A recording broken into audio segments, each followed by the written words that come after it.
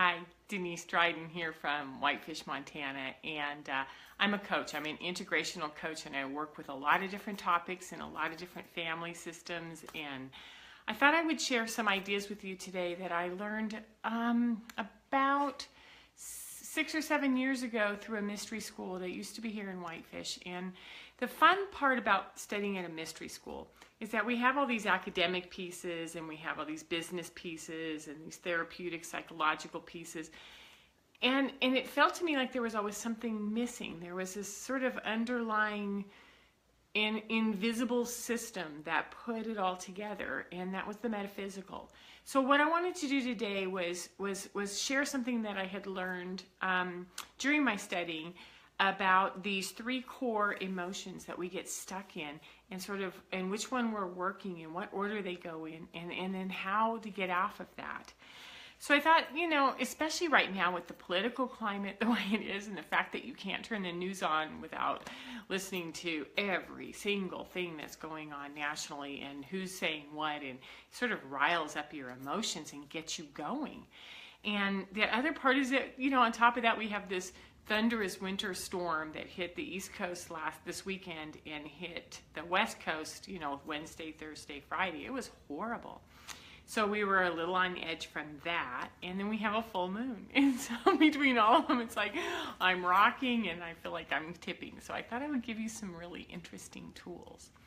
So the belief system that I want to share with you is this idea that we have three core emotions. Probably I want to start with the negative emotions first. And the three different ones sort of start with detachment, and then they move to judgment, and then they move to estrangement. So as I'm going through this, I want you to sort of just sit back and relax. And when you hear something that describes sort of the core one that bubbles you off out of balance, pay attention to it. Okay, so what we're going to do is we're going to start with detachment. My first time using cues, except for I think with the video it's backwards. It's even more interesting. So detachment is when we're aloof. It's when we're objective, separate, disconnected from our hearts. It's when we've learned as a child that emotions are not really stable. Like mom or dad can be really nice and then they can be really punitive and really controlling. And it's a roller coaster, and that roller coaster doesn't feel like fun. So after a while, what we learn to do is shut down our emotions and sort of live vicariously behind it all, sort of detached from the world, watching and not being involved. And we see that a lot in politicians. We see that a lot in leaders. We see that a lot in people who've been hurt and want and know that they can be productive as long as their emotions aren't stirred up in there. So they avoid feeling. Their passion is blocked. Their fears are about being abandoned, being hurt. And so they don't ever want to allow that to happen. And I think that can be the beginning of some of that narcissistic block, but it's really at its very core based on hurts. And so when we block, emotions, we keep them out at a distance, we become very detached.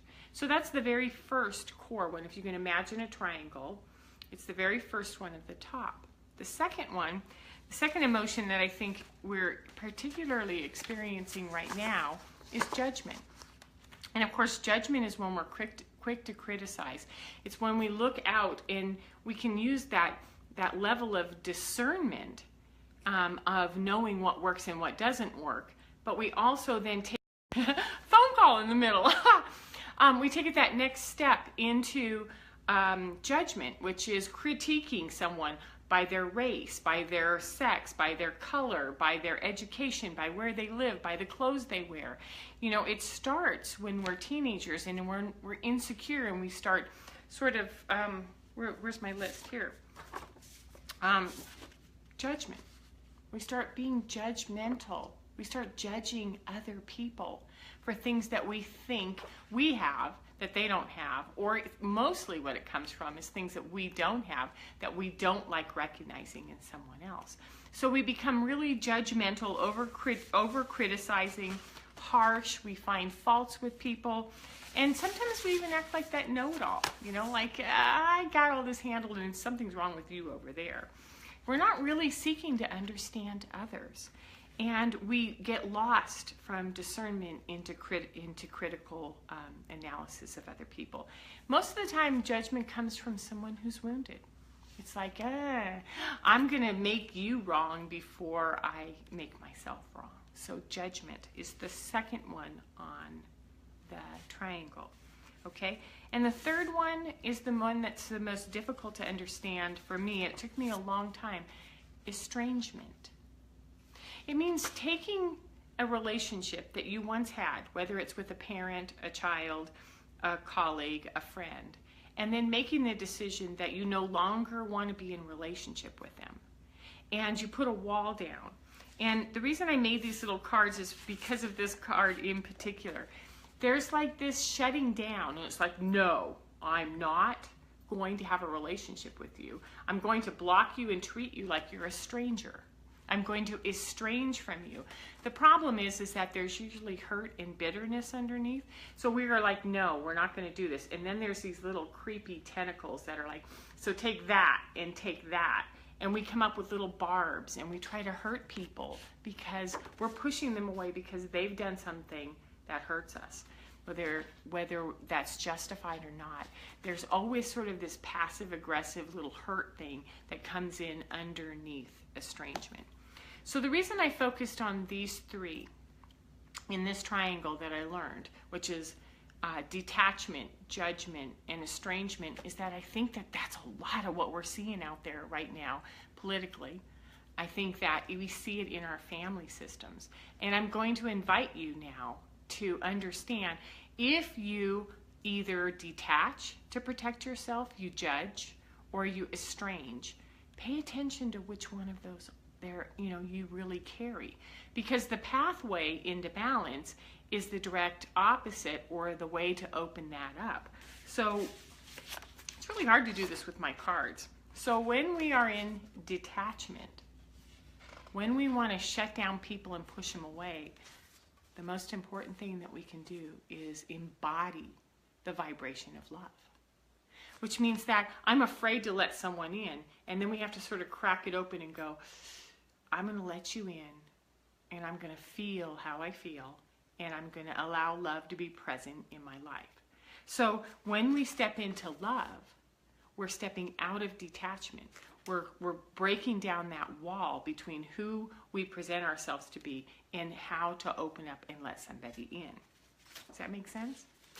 So then when we go into judgment, when we find ourselves in judgment, the way to get out of judgment is to recognize immediately that I'm critiquing somebody else. I'm making somebody else wrong. I'm even being wrong or being harsh with myself. So the flip side of that is compassion, which is, how do I open my heart and allow myself to see them, to understand them, to see them as part of me, to recognize that there is no difference between the color of skin or a height or a weight or a job, that I have compassion. And then that compassion comes to self, and then it also goes into others. So the way to get out of judgment is through compassion. And I like the idea that it's a teeter-totter, like, I'm in judgment. So how do I start bringing compassion into my life and then becoming a much more stable human? So then the last one is estrangement, which is, I'm treating you like you no longer matter to me. I'm holding you as far away as possible because something you've done has made it very uncomfortable for me to be. So I'm going to push you away. And then, of course, I'm going to snipe here and there at you, and I'm going to let everybody know, including myself, that I'm pushing you away because there's a reason. So the most important essence to put into that is forgiveness, which is, if we are holding on to anger at someone else and then we don't open ourselves to forgiveness, we have all these walls all the time and all these pent up little pieces of energy. So the reason I'm talking about love, compassion, and forgiveness, and if you know my work from Facebook, I'm using these 3 words all the time in everything. Is that it's an invitation to recognize that when we see one, there's another one that is an invitation and a possibility. So for those of you who know me really well, these are mine. I seem to live in judgment all my life, and what I've been learning the last 5 to 10 years is how to embody compassion. And what I learned was that it wasn't like I could take judgment and just put it over here and say I'm no longer there. It's recognizing what the cues are when I'm in judgment, and then what I can do to soften and to open the door and allow myself to be receptive to others. Alan Seale taught us to use a polarity. You know, here's one idea and here's another. And then throughout our work with polarity, we realize that it's like a figure 8, like a sideways infinity sign. So that if we're in judgment, we have compassion over here. So what I'm going to invite you to do is the same thing I've been learning to do for the last 2 to 3 years, specifically on compassion. When there's judgment, is to recognize I'm in judgment, and then to invite compassion to come in and realize when I'm in judgment, how do I find compassion? What does compassion feel like? And then what does it look like when I go back into judgment? And then to be accepting that both of these can coexist at the same time.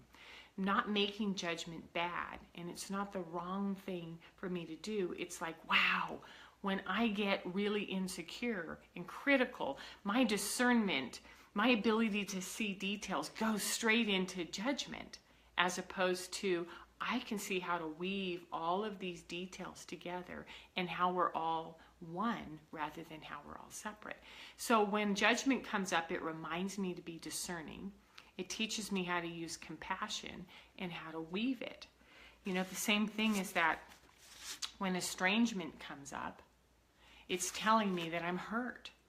And when estrangement, when I'm hurt, that I have to learn the value of forgiveness, and how these little cues of I want to make somebody stranger to me, I want them to go away because they hurt. How do I find out what the process of forgiveness is? And then the first one we talked about was love and detachment, which is I want to break away and seal myself so that no one can ever hurt me again. And when I want to separate and I want to push away, what I'm really doing is learning how to open up and be love. So these are invitations, and I wonder, when I was writing this, what it would be like to be in the middle, where I can hold for both of those at the same time. So that's what I'm learning this week. That's what I wanted to share with you. Like I said at the beginning, I'm a coach. I work with these things all the time with my clients, with my parents, with the individuals that are ready to do this kind of work. So if you're interested in that, let me know. You can find me at DeniseDrydenCoaching.com. Have a lovely Sunday and the rest of the week, and I'll see you next Sunday. Bye-bye.